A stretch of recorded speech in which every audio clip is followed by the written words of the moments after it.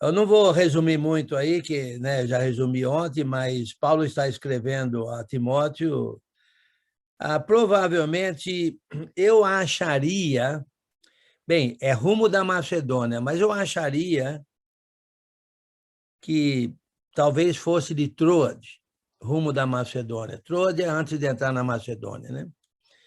Porque eu tenho a impressão, de acordo com a segunda carta, acho que é com a segunda carta, que Paulo teria sido preso em Troade, a caminho da Macedônia, ok? A caminho da Macedônia. Você sabe que se você for de Éfeso para a Macedônia, você, por terra, você passaria naturalmente por Troade. Ainda é um porto na Ásia, na Ásia não. Troade fica, eu acho que é na Frígia, né? Agora não estou lembrando, deixa eu ver aqui, antes que eu fale coisa errada. Eu diria que Troade, deixa eu ver aqui. Troade. Problema é que a gente... Ok, Troas, ok? É na província da Mísia, na Ásia Menor, que fica, na verdade, ao norte da Ásia, né? Bem ao norte da Ásia. Bem, eu acho que é lá que ele foi preso. Mas não faz diferença nenhuma, ele estava a caminho da Macedônia e lá é um porto, né? Passando o mar ali, já entra na Macedônia, né? Ali a distância, eu não sei qual a distância ali, nunca não pesquiso essas coisas, mas é o ponto, a meu modo de ver, é o ponto mais próximo, eu vou chutar aqui, hein? É o ponto mais próximo da Ásia Menor com relação à Europa. Depois, aí no futuro, depois que terminar, vocês podem checar se eu falei certo ou errado. Não vou checar agora, não. Eu também não sei se vou fazer depois. Alguém pode checar isso depois. Muito bem. E a razão, Paulo tinha deixado Timóteo na cidade de Éfeso, capital da Ásia, a oeste da Ásia Menor, né? Para ele demonstrar a certas pessoas que não ensinasse outra doutrina. A doutrina que eu chamo do blá, blá, blá. Muita conversa, vamos dizer assim, agora vou aplicar. Não, muita conversa que não levava ao serviço de Deus na fé. O serviço de Deus na fé é o amor que procede de coração puro, boa consciência, fé sem hipocrisia.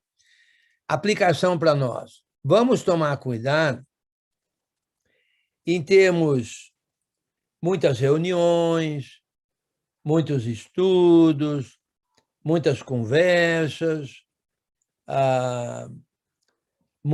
até mesmo muitas confraternizações, mas entenda o que eu estou dizendo, ok?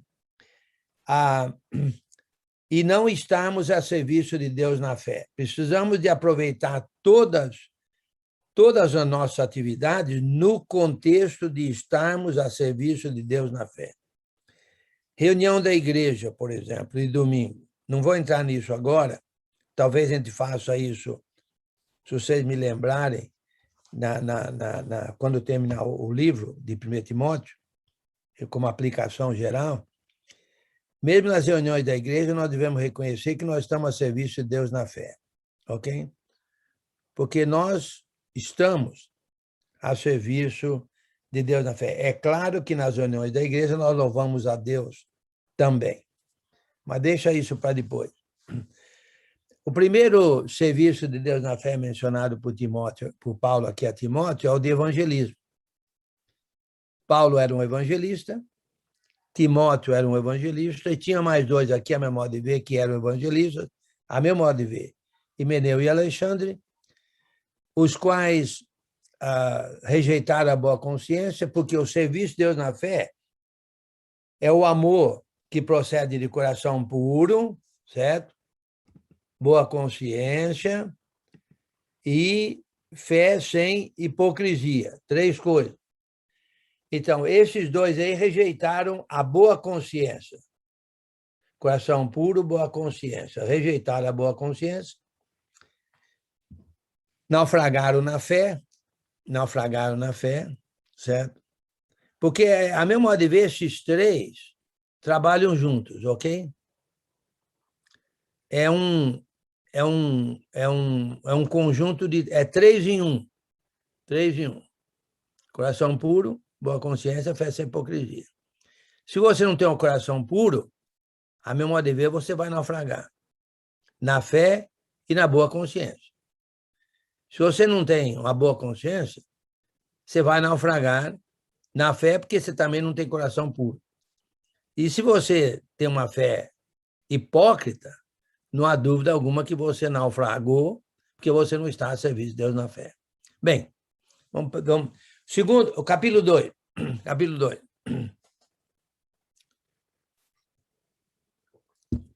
Paulo, então, agora mostra um outro serviço de Deus na fé. Um outro serviço de Deus na fé que, naturalmente, tem a ver com todo cristão.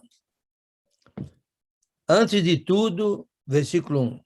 Pois, exorto que se use a prática de súplicas, orações, intercessões, ações de graças, em favor de todos os homens, em favor dos reis e de todos os que se acham investidos de autoridade, para que vivamos vida tranquila e mansa, com toda piedade e respeito.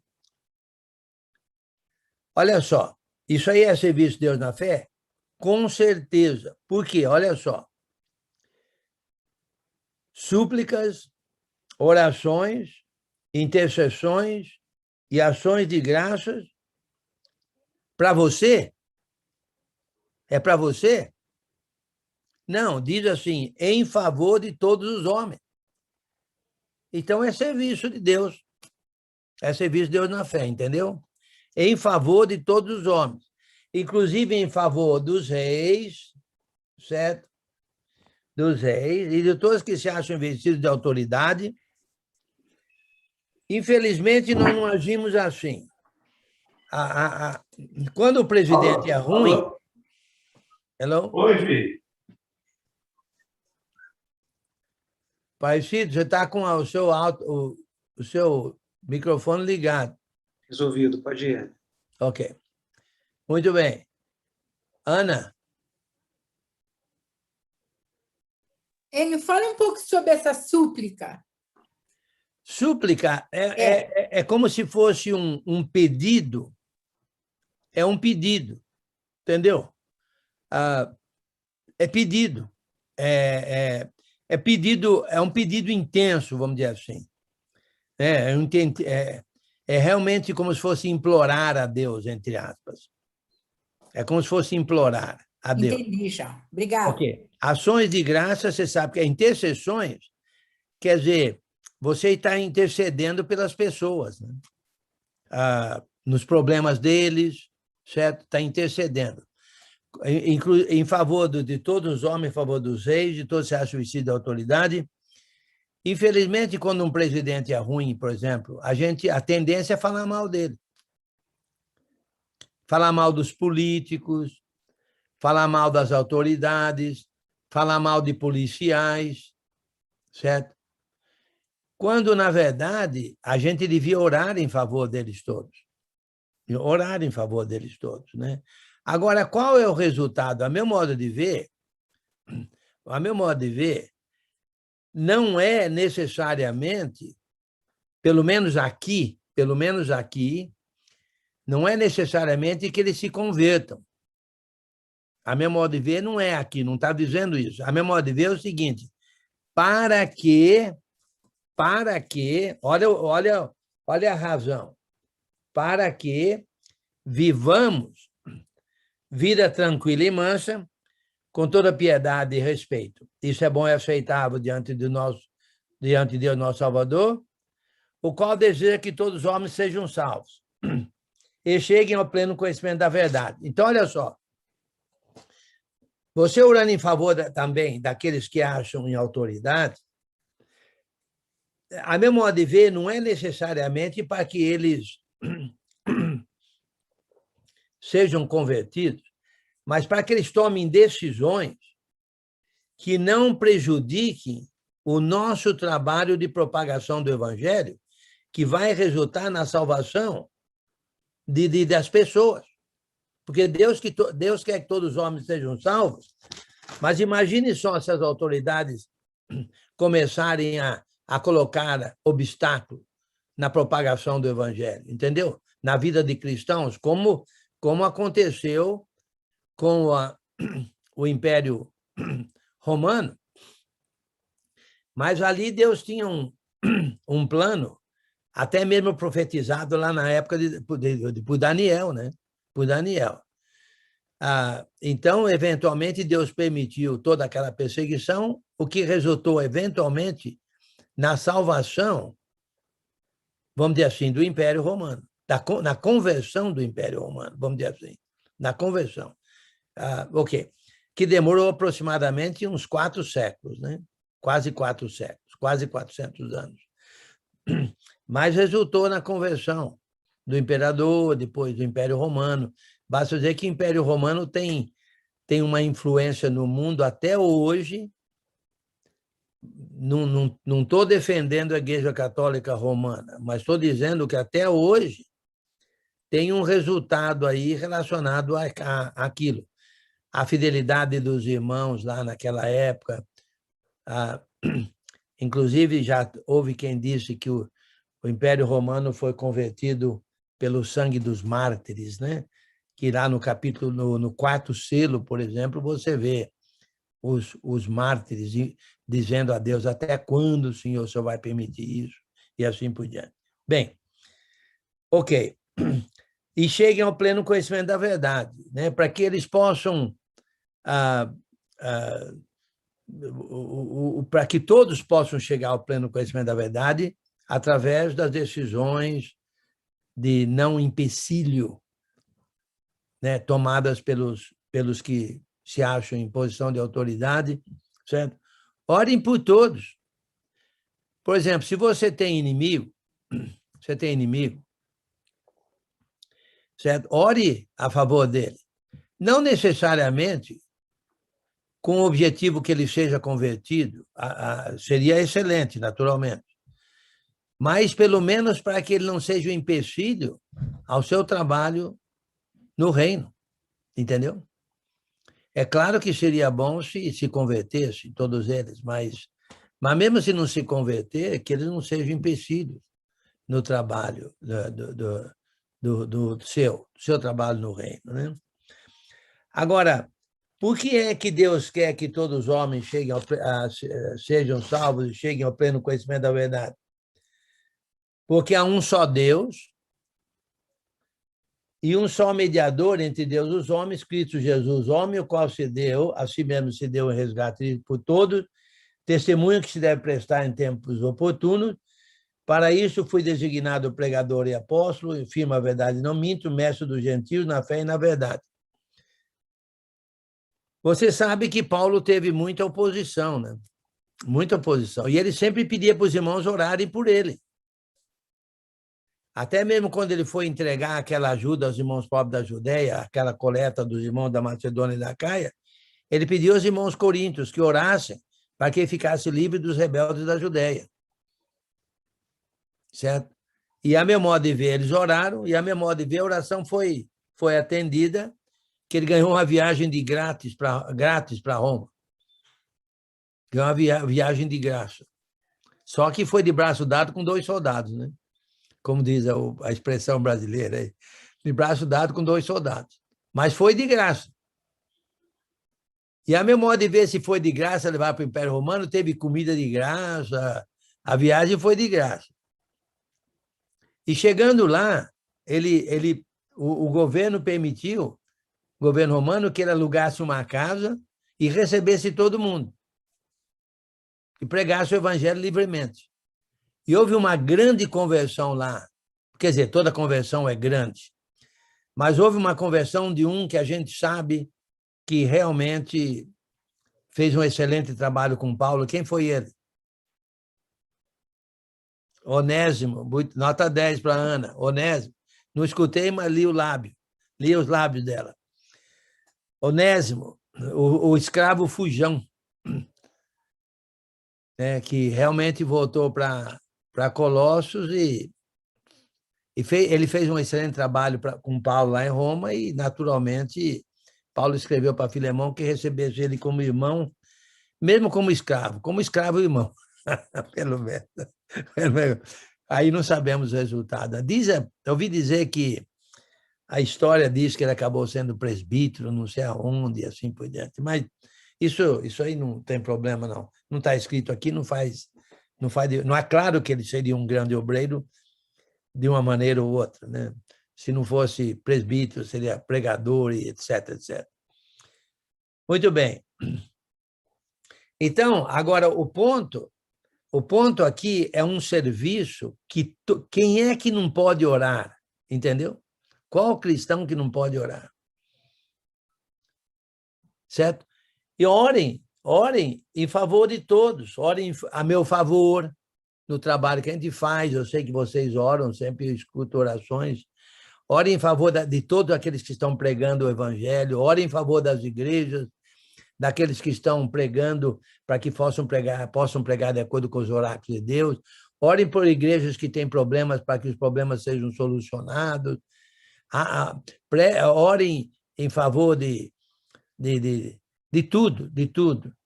Eu lembro, é interessante, eu lembro, quem se lembra eu sei que isso aí é do milênio passado, e alguns de vocês não vão se lembrar, do Muro de Berlim. Okay, alguns se lembram do Muro de Berlim. Olha, eu vou te dizer, eu gostaria de saber quantas orações foram feitas para que aquele muro caísse. E caiu, né? Caiu. E assim por diante. Então, continue orando, certo? Ora em favor de Cuba, ora em favor da Coreia do Norte, ora em favor dos Estados Unidos, ora em favor do Brasil, etc. Inclusive, ouvi dizer que, né, os países que estão sendo afetados pelo Covid, né, para que as autoridades tomem boas decisões, certo? Que decisões sábias, inclusive decisões sábias. Só Deus sabe quais são elas, né? A meu modo de ver seria para ter mais vacina, por exemplo, mas isso é com Deus que sabe o que seria uma decisão sábia por ele. Mas olha, imagine só se todo cristão estivesse a serviço de Deus na fé através das orações. Eu sei que provavelmente todo cristão ora, mas será que ele está a serviço de Deus na fé quando ele ora em favor de outros? Entendeu? Em favor de outros. E de autoridades, de reis, etc. Olha, seria uma maravilha, viu? Maravilha. Muita gente ora em benefício da gente. Eu estou com uma dor nas costas, o Senhor, né? A minha vizinha pediu oração, ela quebrou o pé, né? Nossa, que eu possa ganhar um emprego melhor, etc, etc, etc. Olha, e o serviço de Deus na fé através das orações, né? Intercessões, súplicas, ações de graça, inclusive, né? Ações de graça. Muito bem. Versículo 8. Sênio, boa noite. Boa noite. Falando em autoridade, não esqueçam de orar pelos capitães e soldados, viu, da Polícia Militar, viu? Polícia. Polícia. Sênio, aproveita. E aí é atirador de elite. Esse não. Esse Ô, não. raça, hein, Sênio? Ô, raça, hein? Olha, eu não falei, hein? Eu não falei. Ô, Sênio, eu queria aproveitar que o senhor está comentando essa parte de oração, e principalmente por esses países que vivem nesse tipo de regime. Eu estou lendo um livro que eu não sei se você já ouviu falar, que é esse daqui. Torturados por Cristo. Sim. Quero falar desse livro. Ele Eu fala não conheço, não. da história de um cristão romeno que Sim. ele na época ele sofreu ditadura lá do nazismo, aí depois do comunismo. Então ele passou vários anos sobre esse regime e ele conta a história de como o cristianismo conseguiu sobreviver nesse período. Então são relatos verdadeiros muito difíceis e que eles mantiveram a fé. E a gente muitas vezes não tem noção de que nesses países, mesmo perseguindo a igreja, existe a igreja lá, cristãos que buscam fazer a vontade. Então, é um livro muito bom para a gente saber a realidade de pessoas que hoje estão na Venezuela, Cuba, nesses locais. É muito difícil ser cristão, mas a igreja, existe o cristianismo nesses locais ainda. Sim, é verdade. Bom ponto. Então, e devemos, naturalmente, orar, né, por esses países, né, por esses ditadores, esses dirigentes dos países, assim por diante, e também em favor dos irmãos, né, intercessão em favor deles, que eles estão sofrendo, né? Muito bem. Obrigado. Versículo 8. Quero, portanto, que os varões orem em todo lugar, levantando mãos santas, sem irem sem animosidade. Da mesma sorte que as mulheres em traje decente se ataviam com modéstia e bom senso, não com cabeleireira frisada e com ouro, ou pérolas, ou vestuário dispendioso, porém com boas obras, como é próprio às mulheres que professam ser piedosas. Olha só, aqui tem um outro serviço de Deus na fé aos varões, certo? Os varões devem orar, aqui seria em lugar público, né? Em lugar público, certo? Então, em lugar público, os varões devem orar. Não fala das varoas, não, os varões. Antes falou das orações de todo cristão, todos os cristãos. Aqui está falando das orações dos varões em lugar público, certo? Levantando mãos santas, sem ira e sem animosidade. Porque se tiver ira e animosidade, não está a serviço de Deus na fé, certo? Orando em benefício das pessoas. Note que o serviço aqui, note que a oração aqui é um serviço de Deus na fé, certo? Não está falando aqui de louvor a Deus, não está falando de, vamos dizer assim, de glorificar a Deus, né, através da oração, mas está falando do serviço. É claro que quando a gente ora a serviço, a gente está glorificando a Deus, né? Porque a gente reconhece o poder de Deus, a grandiosidade de Deus, a sabedoria de Deus, a soberania de Deus, etc. Né? Mas a memória de ver o contexto aqui, imediato é oração, e o contexto do livro é serviço de Deus na fé. Fala, Ezio. Ô, Suene, é interessante esse ponto aí. Você está no restaurante, você orar pelo dono do restaurante, pelas pessoas que estão trabalhando, para ter aquele local, né? Isso é importante, né? Na nossa vida. Talvez o Fernandinho estava orando, o dono estava de longe. Você orou por mim, disse, oro para você aqui manter, que tem empregado, que depende daquele local, entendeu? Sim. Eu sei de um médico, ele é presbítero. E todo cliente, todo paciente dele, ele pergunta: você permite que eu ore? E ele disse que alguns falam não, mas a grande maioria fala sim. Não é todo mundo que fala sim, não, mas a grande maioria fala. E ele, então, ora em benefício do paciente. Interessante, né? Interessante. E, como você está dizendo, no restaurante, certo? Porque é um serviço de Deus na fé disponível a todo cristão. todo cristão. Agora, essa oração em lugar público é disponível a varões, certo? Agora, no versículo 9, fala de mulheres. O serviço de Deus na fé das mulheres. Qual é o serviço delas aí? Até o versículo 9 e 10. Qual é o serviço?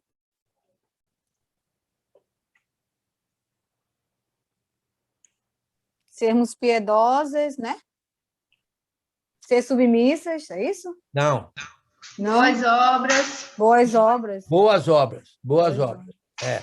Seu Enio, mas assim, se nós tivermos, por exemplo, tiver em casa, porque o senhor está falando em termo público, né? A mulher não pode. Mas se tiver em casa, por exemplo, reunido, né? E pedir para fazer uma oração, e os homens da casa não souberem fazer, não quiserem fazer, a gente pode fazer? Olha, isso aí, primeiro deixa eu falar sobre as boas obras. Tá. É uma vestimenta, ok? É uma vestimenta. Quando a gente olha na mulher, a primeira coisa que a gente olha é a aparência dela, né? Diz aí, por exemplo, traje, cabeleireira, vestuário, certo? É o que a gente olha, geralmente, na mulher, né? A aparência física. Agora, aqui está dizendo o seguinte, que a mulher que está a serviço de Deus na fé, quando a gente olha para ela, a gente vê uma serva através das boas obras, entendeu? Ela é uma serva através das boas obras. Então, é interessante isso. Agora, voltando à oração, olha, eu vou dar a minha opinião, ok? Peraí, deixa eu ir no 11 primeiro. Fala, quem está...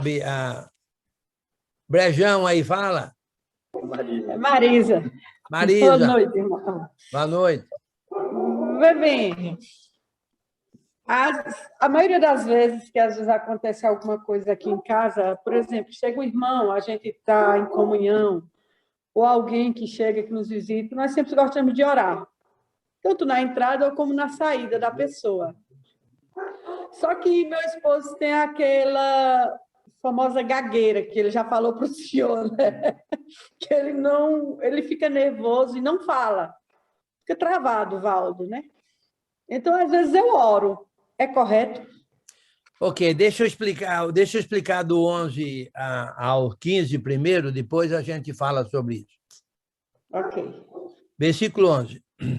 Agora, olha ainda mais o serviço da mulher, ou, na verdade, o não serviço da mulher, ok? O não serviço. Já verificamos que, se são os varões que oram em lugar público, não são as mulheres. Então, um não serviço da mulher, um serviço que não é da mulher, é orar em lugar público. Ok. Versículo 11. A mulher aprenda em silêncio, com toda a submissão, e não permito que a mulher ensine, nem exerça autoridade de homem. Esteja, porém, em silêncio. Porque primeiro foi formado Adão, depois Eva. E Adão não foi iludido, mas a mulher, sendo enganada, caiu em transgressão. Todavia será preservada... Bem, deixa eu parar aqui, no 14. Olha, eu vou dizer como eu entendo, e, naturalmente, tem a ver com a minha opinião, né? O que eu acho, o que eu entendo. Mulher não é para exercer autoridade de homem. Autoridade de homem. Agora, qual é a autoridade de homem? Certo? Ela é para estar em sujeição ao homem e não exercer autoridade de homem. A meu modo de ver, oração, como estão vendo aqui, em lugar público, quer dizer, que não é uma oração pessoal, eu creio que é autoridade de homem e não de mulher, certo? Então, a minha opinião é que a mulher não deve orar na presença de homem. A minha opinião, ok? Porque você perguntou, eu vou dar a minha opinião. Tem gente que discorda. Sim, sim. Tem gente que discorda. Eu sei de missionários, de pregadores que discordam. Não tem problema. Não quer dizer que estão errados e eu certo, ou eu errado e ele certo. Sim. Ele certo. Eu entendo que a mulher tem muito trabalho, muito serviço de Deus na fé. Olha só. Aqui dá uma razão por que a mulher não deve exercer a autoridade. Aí tem a interpretação, mas quando está orando, está exercendo a autoridade, a meu modo de ver, está porque ela está liderando o homem na oração. A meu modo de ver. Por isso que eu sou dessa opinião. Agora, tem um serviço da mulher que não é nem nota 10, é nota 1 milhão. 1 milhão.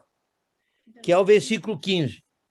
Todavia será preservada através de sua missão de mãe, se ela permanecer em fé e amor e santificação com bom senso. Missão de mãe. Olha, é um trabalho, para começar, é um trabalho que homem não pode fazer. Homem não é mãe. Ok? Não tem como o homem fazer o trabalho de mãe. Imagine se toda mãe ensinasse aquela criancinha no caminho do Senhor. Fosse ensinando, lendo as escrituras, explicando, falando, direcionando aquela criança no caminho do Senhor. Meu irmão, a gente teria excelentes irmãos, muito excelentes pregadores, como o caso de Timóteo, que teve a avó Lóide e a mãe Eunice, que ensinaram ele as escrituras, entendeu? E depois foi fácil dele se converter. Se converteu, provavelmente na primeira viagem de Paulo na Ásia Menor, de Antioquia da Síria, e acabou sendo o grande pregador, companheiro do apóstolo Paulo. Irmão Enio, se na minha casa pegar alguém que não é cristão e vem, no caso, almoçar, e eu tenho que... Meu marido não está em casa, e só tem eu cristão, eu posso orar ou eu oro em silêncio, só eu? Porque eles não são cristãos, no caso. Eu diria que não. A minha opinião é que não deve orar em voz alta. A minha opinião. Então, eu fazia errado aqui em casa. Não, eu estou dando a minha opinião. Não, mas eu concordo com o senhor. É por isso que eu perguntei para o senhor, porque quando meu cunhado estava aqui, que ele não era cristão, que ele até faleceu, eu orava para ver se o coração dele abrandava, né? Então, eu orava, mas só que eu orava, mas eu não me sentia assim bem, né? Mas Sim. eu orava, agradecendo só pelo alimento, pela presença dele, né? Mas eu não me sentia bem. Agora, com o senhor dando essa explicação aí, eu vou dizer mais uma razão, aí depois tem dois que levantaram a mão, primeiro acho que foi o Marcelo, depois o Humberto, eu creio. Eu vou dar mais uma razão. O Azemar também, viu, Enio? Hã? O Azemar levantou a mão também, só que ele levantou uma outra mãozinha. Ok, deixa eu dar mais uma explicação aqui, depois eles podem falar. Olha, eu entendo o seguinte, para começar, agora eu vou generalizar. O erro não entra de noite para dia. O erro ele vai mordendo devagarzinho, entendeu? Devagarzinho. As grandes denominações de hoje, não se fundaram de dia para noite, não. Não se tornaram grandes como são de dia para noite. É um processo gradativo, uma mordidinha aqui, uma mordidinha ali. Ué, já que fez isso, por que não pode fazer aquilo? Mas já que fez isso, por que não pode fazer aquilo outro? Já que fez isso, por que não pode fazer mais aquilo? E aquele errinho acaba virando um errão. Então, a meu modo de ver, eu sou a favor de cortar o mal pela raiz, para não abrir porta ao que poderia. Porque se a mulher começa a falar em público, mesmo através de oração, por que ela não pode eventualmente pregar e ensinar?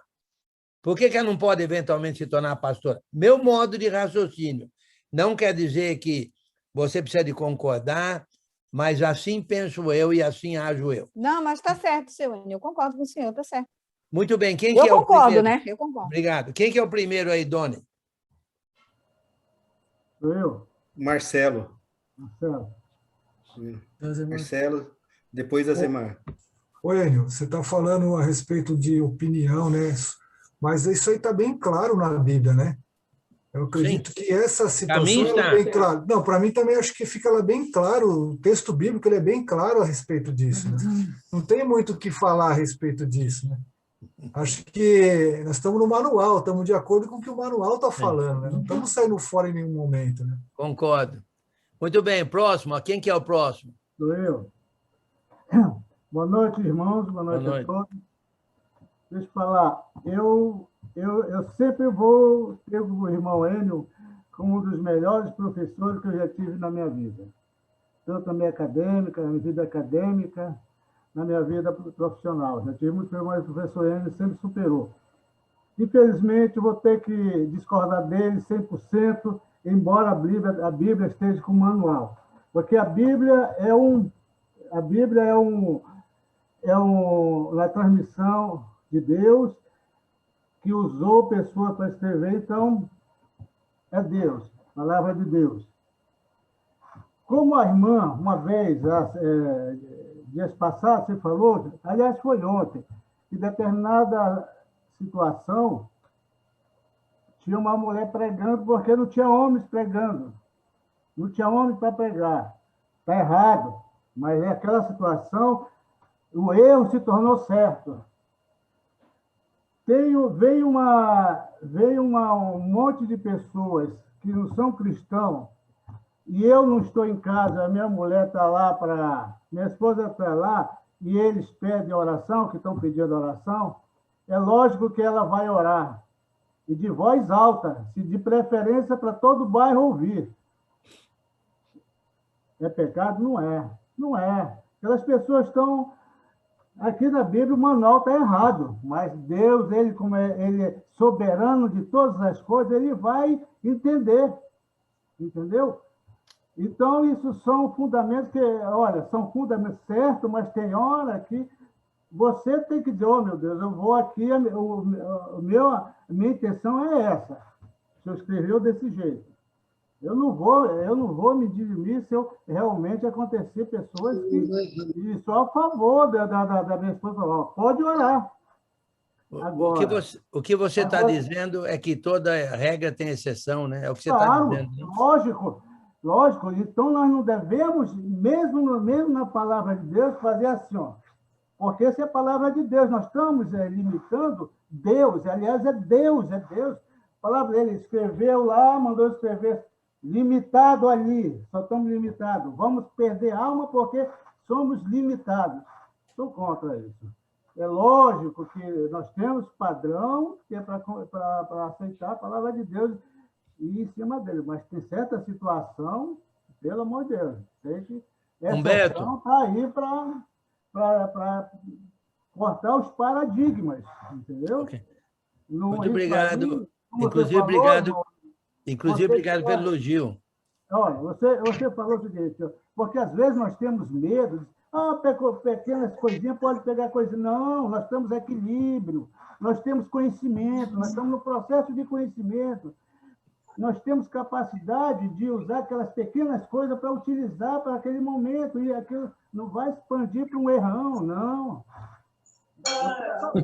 Humberto.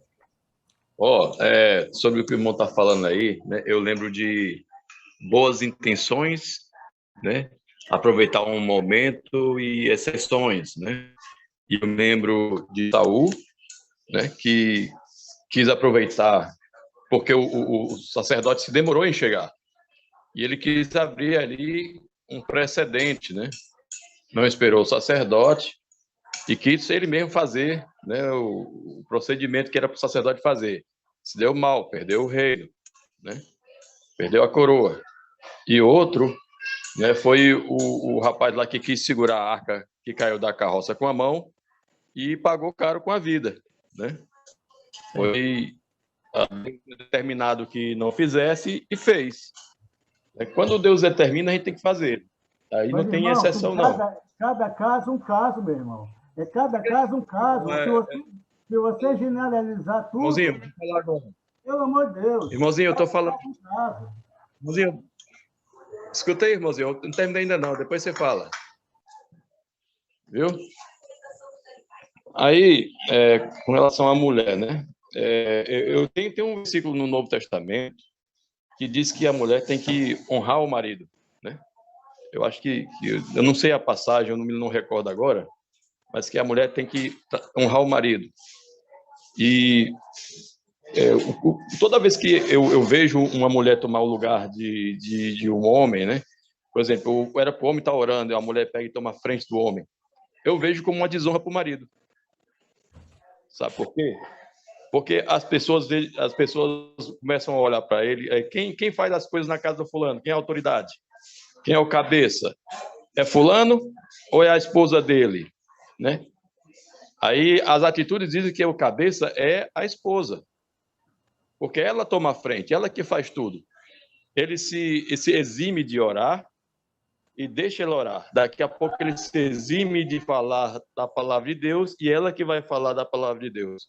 Ela deveria conversar com ele e incentivá-lo a ele estar exercendo o papel que Deus deixou para ele, trazendo honra para esse homem. Né? Se ele não vai ficar nem... Né, as pessoas não vão ficar fazendo chacota dele, porque ele está exercendo o papel dele. Né? Ao passo que se ele for deixar toda vez que tiver a oportunidade de servir, a mulher servir, isso pega mal para ele. Muito né? bom. E acredito que Deus não vai se agradar com isso. Muito bom, obrigado, irmãos. Esse assunto é um assunto extenso, que a gente pode conversar bastante sobre isso, mas vamos tentar ficar o máximo aqui no texto, certo? Novamente, deixa eu comentar. Obrigado pelas opiniões de vocês, e nós sabemos que há várias opiniões sobre isso mesmo. Como eu falei, um grande amigo meu, missionário, grande amigo, ele falou que ele permite que a mulher dele ore durante as refeições. Na minha casa, eu oro, não é minha esposa. Mas, novamente, como falei, isso é passível de muitas interpretações. Obrigado pelas opiniões de vocês.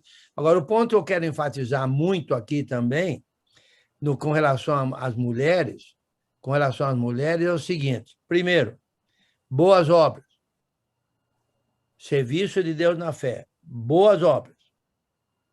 O vestimento dela é boas obras. Segundo, missão de mãe. Olha, eu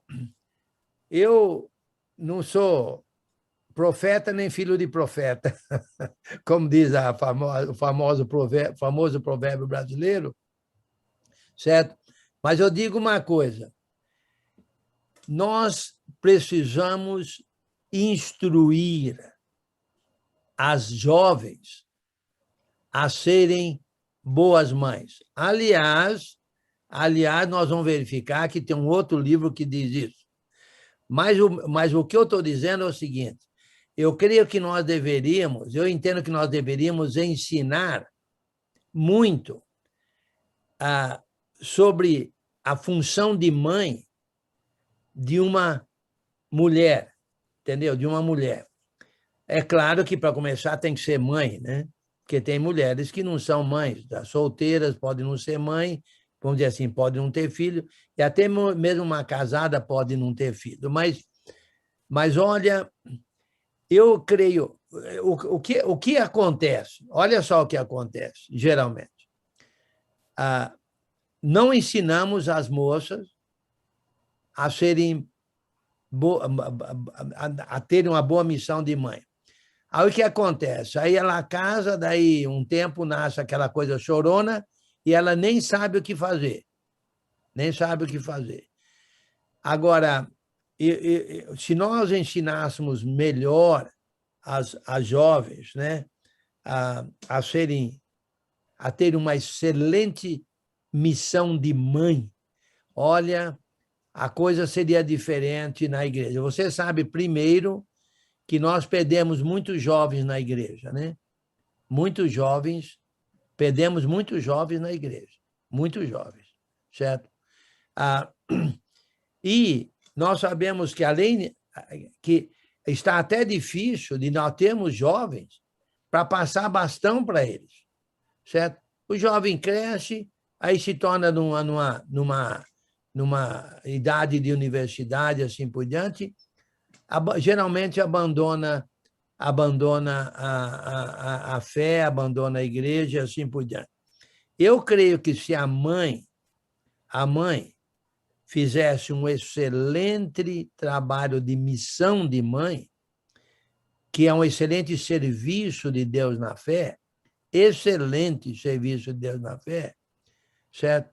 Que nós teríamos jovens mais dedicados do que nós temos. Mas, em todos os casos, o ponto aqui é o serviço de Deus na fé das mulheres. Está bem óbvio, bem claro, que o serviço delas não é de homem, não é serviço de homem. Segundo, elas devem ter o serviço de boas obras, vestimenta, serem vestidas de boas obras. E terceiro, elas têm a missão de mãe, que é uma missão que homem não pode fazer. Às vezes, uma irmã, na igreja a mulher não pode fazer nada, não pode fazer nada. Não é que não pode fazer nada. Você quer, vem trabalhar comigo, eu te ponho para trabalhar 24 horas por dia, mesmo sendo mulher. Agora, o ponto é que há trabalho de homem, serviço de Deus na fé de homem e serviço de Deus da mulher. Há serviço de Deus na fé que o homem não pode fazer. Um deles qual que é? Missão de mãe. Missão de mãe. Homem nunca pode estar a serviço de Deus na fé na missão de mãe. Entendeu? Então, na verdade, o ponto é serviço de Deus na fé. Fala aí, Renato. Vou permitir aqui minha esposa falar, que ela quer tirar uma dúvida séria. Pode falar, esposa. Escute, seu Você está deixando ela falar, é? Me deu permissão. Eu falar pouco. Vou falar pouco. Se deixar... Mas fala pouco, hein? Né, Humberto? Ok, né, Renato? Fala aí. Escute, seu Enio, no Congresso de Mulheres, no domingo, as mulheres estão fazendo a ceia. O culto todo. Né? É correto? Estão fazendo o culto todo. Estão louvando, orando, fazendo um culto todo. Só tem mulher. Tem os encontros de mulheres anuais, né? Só tem mulher? Sim, com certeza. Sim, não tem homem. Aí não, um ponto aí é o seguinte, versículo 12. E não permito que a mulher ensine, nem exerça autoridade de homem, esteja, porém, em silêncio. Pessoalmente, eu não vejo problema nenhum. Eu não vejo problema nenhum nisso aí. Inclusive, Filipe não tinha 4 filhas que profetizavam. Eu não creio que elas profetizavam na presença de homens, mas profetizavam. Eu não vejo problema nenhum nisso aí, pessoal, desde que não tenha homens ali. Ok, muito bem. Capítulo 3. O capítulo 3, aí muda. Então, olha só, nós já vimos, então, vários serviços de Deus na fé, ok? Evangelismo. O que mais? Orações, intercessões, súplicas, ações de graça, né? O que mais? A missão de mãe. Não, antes disso. Não. Orações de varões. Orações de varões. Orações de varões. Ou de público. Boa consciência. O que mais? Serviço de mãe. Ah, não, antes disso. Boa consciência. Não, serviço. Antes disso. Não. Boas obras. Boas obras Orações das de varões. mulheres. Boas obras das mulheres. Boas obras das mulheres. Ok. O que mais? Missão de mãe. 5. Agora, é interessante, deixa eu só comentar isso aqui, vou para o capítulo 3.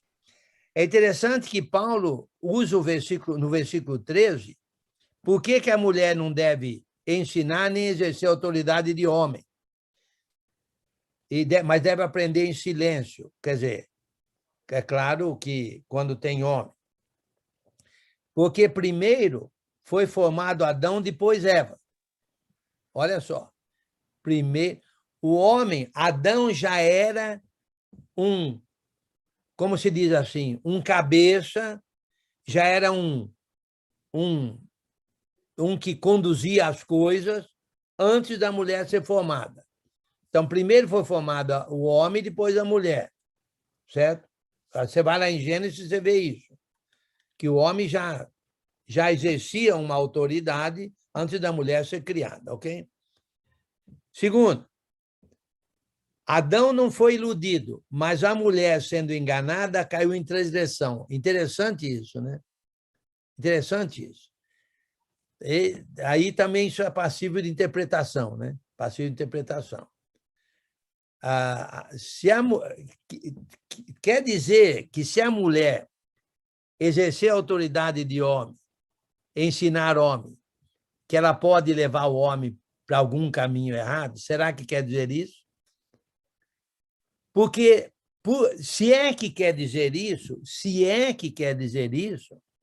é porque essa não é a função dela. Essa não é a função dela.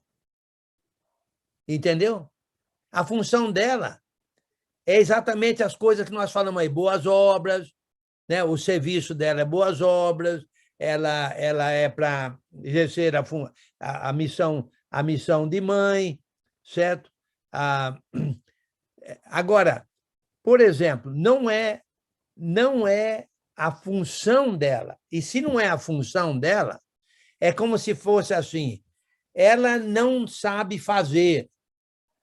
Se é, por exemplo, eu estou explicando como eu entendo, ok? Por exemplo, você põe um excelente centroavante, marcador de gols, entendeu? Melhor centroavante do mundo. Função dele é marcar gols. Ele é goleador nato. Ok? Você pega ele e põe ele para jogar no NBA. Basquete. Ele vai ser um fracasso. Ele vai prejudicar o time. Ele não vai conseguir fazer cesto. A função dele é goleador de futebol e não encestador de basquete. Ele vai prejudicar o time. Ele é mau elemento? Não, não é mau elemento. Ele é inferior? Não, não é inferior. Mas não é a função dele. Vai marcar gol, rapaz. Vai marcar gol. Sai daqui do basquete. Você está no lugar errado. Então, se é que, entendeu? A mulher poderia, vamos dizer assim, conduzir o marido a alguma coisa errada, se é que não é porque ela é má, não é porque ela é inferior, mas porque ela não foi criada para isso. É como se fosse assim, ela não sabe fazer. O goleador de futebol não sabe jogar basquete. Põe ele para jogar no NBA, é um fracasso. Se é que... Eu estou tentando interpretar aqui o que é que Paulo diz, porque primeiro foi formado Adão e Adão não caiu, não foi iludido, mas a mulher, sendo enganada, caiu em transgressão. Será que é isso castigo? Quer dizer, eu não sei, mas o ponto é que não é função dela de ensinar e de exercer a autoridade de homem. Não é a função dela. Ela é inferior? Não. Ela é má? Não. Ela é ruim? Não. Ela é incompetente? Não. Ela não é muito inteligente? Não. Não é isso. Não é a função dela. Não é a função dela. Bem, capítulo 3. Como eu falei, isso aí é pano para muita manga, né? Desculpe, só para complementar, você falou aí que não é função dela, né? Porque a Bíblia está falando que não é função dela. Mas isso não significa dizer que nós temos muitas mulheres mais capacitadas do que muitos homens, entendeu? Mulheres capacitadíssimas. Mas aí nós temos que obedecer o que a Bíblia fala. Então, por isso que nós não fazemos, porque a Bíblia está dizendo que é para não fazer. Mas essa questão de capacidade, tem mulheres que muito mais dá de 1000 a 0 em homens que, com capacidade em todos os ângulos, administrativo, financeiro, tudo mais. Né? Então, nós temos que obedecer, porque a Bíblia pede para obedecer. Entendo. É a palavra de Deus. Agora, não é que a mulher seja inferior de que o homem. Pelo contrário, conheço mulheres superiores do que homens, entendeu? Com pensamento a 1000, que homens, às vezes, têm uns pensamentos muito retrógrados. Né? Então, isso é que eu queria deixar claro aí. Concordo plenamente, mas, novamente, eu não sei se eu deixei meu ponto claro aqui, minha maneira de ver é que a mulher não é capacitada para liderar o homem, para ser cabeça do homem. É igual o jogador de futebol, o goleador de futebol, ele não é capacitado a jogar basquete na NBA. Mesmo embora ele seja excelente e o goleador do mundo. Não é, eu concordo plenamente, parece que já foi feito estudo, que mulher é superior ao homem nisso, naquilo. No entanto, a meu modo de ver, ela não é capacitada para ser cabeça de homem. Pedro? Enio, eu vejo também um dos versículos que Paulo nos ensina, que se a mulher não aprender o que é a função de submissão, então a coisa está errada, porque quando ela usa a autoridade de homem, ela esquece esse detalhe da submissão. Por mais que ela esteja conhecimento, mas ela está usando a autoridade errada. Sim, sim. Por exemplo, a minha esposa é formada, não sei de quantas formaturas, mas ela não usa autoridade sobre a minha pessoa, porque eu nunca fui formado. Sim. Entendeu? Muito bom. Não, muito bom, excelente ilustração. Capítulo 3. Vamos mudar de assunto aqui agora. Olha, um outro serviço, mudar de serviço. Não é mudar de assunto, é mudar de serviço. Desculpa, 3. Eu não queria causar confusão, seu Enio. Com a pergunta que eu fiz. Eu não queria causar confusão com a pergunta que eu fiz. Não, mas essa pergunta, se você não fizesse, outros iam fazer. Isso aí, essa pergunta, isso aí, se mexeu com isso aí, vai ter conversa mesmo, não tem problema. Ok, capítulo 3. Um outro serviço aqui, mencionado, que é um serviço espetacular. Olha, todos os serviços são espetaculares, ok? Todos. Mas tem aqui um serviço aqui que Paulo fala que é uma excelente obra almejada. Capítulo 3, versículo 1. Fiel é a palavra. Se alguém aspira ao episcopado, excelente obra almeja. O episcopado é uma excelente obra. Excelente obra. Um excelente serviço. É um excelente serviço. O episcopado, no caso que alguém possa não saber, na verdade é o presbitério, certo? É o presbitério, são os presbíteros. Os presbíteros constituem o episcopado, ok? Mas todo homem fiel, a meu modo de ver, almeja, aspira ao episcopado. Todo homem fiel aspira. porque ele vai cuidar das ovelhas, ele vai cuidar do rebanho, ele vai cuidar dos filhos de Deus. Olha que obra, que serviço grandioso, grandioso. No entanto, somente homens cristãos com qualificações determinadas aqui podem ser presbíteros. Somente homens com as qualificações mencionadas. Não é todo cristão pode aspirar, certo? Almejar. Mas somente aqueles com qualificações mencionadas aqui, que são qualificações que qualificam ele ao pastoreio, somente esses homens devem ser considerados ao episcopado, ao presbitério, ok? Não é todo homem que pode.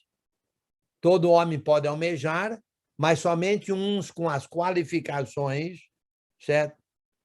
Que poderiam ser. Ok, com as qualificações mencionadas aqui. Por exemplo, é necessário, portanto, e olha, a gente poderia ficar em cada uma das qualificações aqui horas, mas não vamos ficar muito, não, mas olha, vai ter, é pano para manga aqui também. É pano para manga, certo? E já teve, eu sei de igrejas que nomearam alguns presbíteros, logo em seguida a igreja dividiu, e assim por diante, né? Porque os homens não eram qualificados ou não achavam que eles eram qualificados, né? Bom, vamos lá. É necessário, portanto, que o presbítero seja irrepreensível, sem repreensão. Não é um homem que não é, vamos dizer, que todo mundo acha defeito nele. Não pode, não pode. Não é um homem, também não é perfeito sem defeito, né? Mas, por exemplo, um elemento, fulano, eu vi ele lá, eu vi ele dançando no forró lá não sei aonde, entendeu? Ou eu vi ele bebendo pinga não sei aonde, aí eu vi ele brigando com a mulher dele, eu vi ele discutindo com o vizinho, ele maltratou o pedreiro que trabalhava na casa dele, eu vi ele maltratar o pedreiro, entendeu? Tem repreensões. Então, esse homem não qualifica, claro. Esposo de uma só mulher. Aqui também é complicado, né? Complicado. Esposo de uma só mulher. Bem, complicado, vírgula. Quer dizer que, o que quer dizer isso? Quer dizer que se ele é divorciado 3 vezes, agora se tornou cristão e tem uma esposa só, será que ele poderia ou não? Entendeu? E se morre a mulher dele? Se morre a mulher dele, aí já não pode ser mais, porque ele tem que deixar de ser, porque já não é mais esposa de uma mulher, porque a mulher dele morreu, agora não tem mulher. Então, isso que eu estou dizendo, isso aqui é complicado, mas simplificando a história, certo? Esposo de uma só mulher. Agora aí, meu amigo, como eu falei, isso aí é interpretativo, aí vai ter muita discussão sobre isso, e eu não adianta eu dar a minha opinião também, né? Porque aí não vai... Todo mundo tem opinião com relação a isso, né? Mas se você quer estar garantido nisso, vamos dizer assim, um cristão que casou e tem uma mulher, entendeu? Ele poderia ser, mas não é a única qualificação. Já vimos que ele tem que ser irrepreensível, certo? E se ele tem uma mulher só, mas é repreensível, já não qualifica.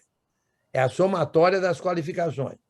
Segundo, sóbrio, temperante, um que tem domínio próprio, certo? Ele é, como se diz assim, controlado, certo? Ele não é exagerado nisso nem naquilo, entendeu? Sóbrio quer dizer um que tem controle de si mesmo, certo? Ele não é uma pessoa, vamos dizer assim, tenho aqui uma definição que diz assim: o homem sóbrio é disciplinado, sabe ordenar adequadamente as suas prioridades e é sério quanto às questões espirituais. Qual é a palavra certa para isso? Ele tem uma palavra em inglês, vamos dizer assim, ele tá tudo, ele é junto, ele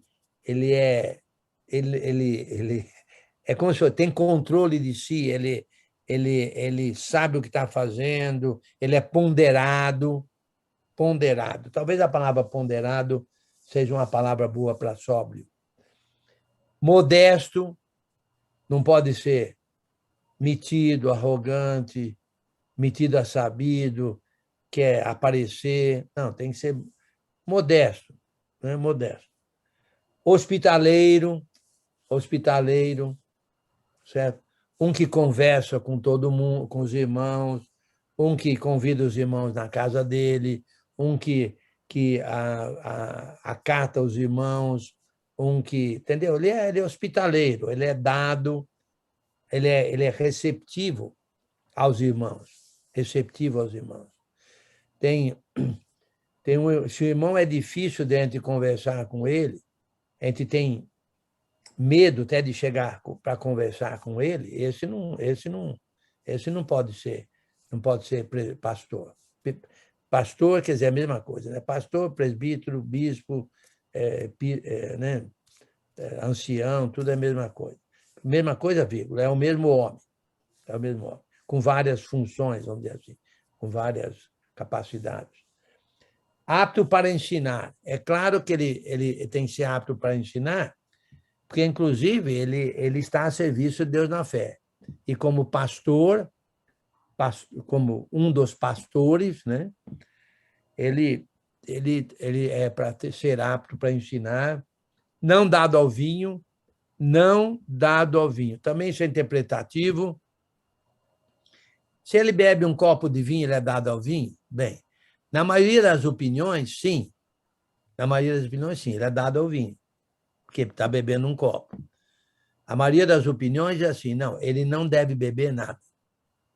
Nem um copo de cerveja, né? Porque, na verdade, isso aí vai causar maledicência, isso vai causar problemas para uns, para outros, etc. Vai ofender uns e assim por diante. Noé, Oi. Esse caso do marido de esposo de uma só mulher, ele é diferente dos casos civil, assim, porque o caso civil é uma pessoa, ele pode ser marido de uma só mulher, ele foi desquitado, ele teve divórcio e tal. Ou a esposa dele faleceu e ele tem agora uma mulher. Ele só tem aquela. Então, esposo de uma só uma mulher, aquela mulher. Isso não significa que ele teria, para ser presbítero, ser esposo só de uma única mulher, a primeira e única. Não é isso, não, né? Olha, como eu falei, isso é muito interpretativo. O que você falou aí é o que é geralmente aceito. Eu entendo que, por exemplo, ele tem uma esposa, ela morre, certo? E ele casou de novo, a memória de ver só tem uma mulher, porque aquela morreu. Mas, se ele é divorciado e tem uma esposa, isso aí é muito interpretativo, porque tem gente que acha que casamento é um só. Então, nesse caso, esse homem, ele estaria em adultério, porque a esposa dele é a primeira, mas ele tem duas, e uma que não é e está morando com ele. Então, isso é interpretativo, como falei, muito interpretativo. Geralmente, os presbíteros que eu conheço, as situações que eu conheço, eu não conheço nenhum presbítero divorciado e casado novamente. Não conheço. Ok? Deve ter, mas não conheço. Não conheço. Eu sei de pregadores que foram divorciados e casados novamente, mas não conheço nenhum presbítero. Geralmente não é aceito. Geralmente o presbítero que é divorciado e casado uma segunda ou terceira vez, geralmente ele mesmo se não acha qualificado e muita gente acha que não é, então, para evitar problema, ele não aceita. Ele não aceita e não é escolhido, geralmente. Eu estou dizendo para você como que é a situação, né? Você dá a entender que, por exemplo, tem uma diferença. Se eu te ler assim, com muito cuidado, aí a gente dá a entender que ele faz diferença do Antigo Testamento, que poderia ter mais de uma mulher. Então, aqui ele deixa claro que é marido de uma só mulher, esposo de uma só mulher. Então, ele não explica, né? Não. Ele não explica. Então, deixa muito no ar e muita dúvida, né? Você poderia utilizar, por exemplo, se um presbítero for divorciado legalmente, né? A esposa dele a ex-esposa tem outro marido e ele tem outra mulher, para todos os efeitos, eu só tenho uma esposa, tá entendendo? Sim. Então é interpretativo mesmo. Sim. Não dá para a gente dizer... É interpretativo. E para evitar problema, é melhor jogar no positivo. Ok, quem levantou a mão aí? Acho que Pedro, né? Essa questão aí, por exemplo, né? A pessoa que tem passado por algum processo desse, ele tem que ter a sã consciência de que não é mais aquilo, não é porque ele não pode ser presbítero que ele não vai ser um servo. Sim. Ele jamais, por exemplo, ele nunca se separou quando era cristão, mas lá quando ele estava no mundo, onde conhecer era Cristo, ele teve separação, aí teve filhos com outra mulher. Sim. Aí quando vai criar uma divergência, porque aí como é que ele vai ter respaldo com aqueles filhos daquela outra mulher? Sim, exatamente. É complicado, então não tem como a gente abrir mão disso. E ele tem que ser consciente disso. Mas como você disse, isso não quer dizer que ele não pode ser servo de outra maneira, né? Isso. Exatamente. Bem, vamos terminando aqui, porque já deu o nosso tempo, e aí tem muitas outras qualificações, e cada uma delas é realmente passível de muita explicação, de muita interpretação. Mas eu pessoalmente sou a favor de chegar mais perto possível do que está dizendo, ok? Por exemplo, marido de uma mulher, de uma só mulher, eu, por exemplo, sou marido de uma só mulher, certo? Nunca tive outra mulher antes, certo? E tenho uma mulher só. Então, eu jogaria em chegar mais perto possível do que está dizendo a verdade. Já um que não era cristão, divorciou 5 vezes, agora está casado com uma mulher só, meu amigo, aí eu já não seria a favor desse ser presbítero, mas não quer dizer que ele não pode estar a serviço de Deus na fé. Mas ok. Muito bem. Vamos terminar. Oi. Isso aí foi escrito para evitar problemas futuros. Também. Com certeza. Os problemas podem aparecer de várias maneiras, exatamente. Exatamente. Muito bem. Prazer em vê-los. Mais alguma